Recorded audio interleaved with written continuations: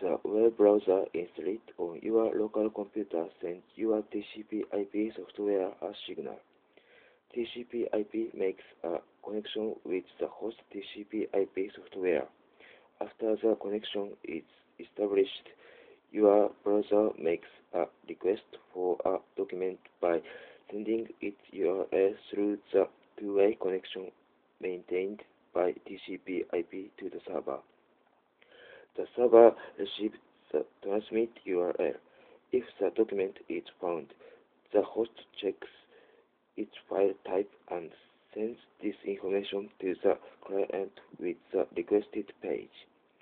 If the type is one it can display, it does so.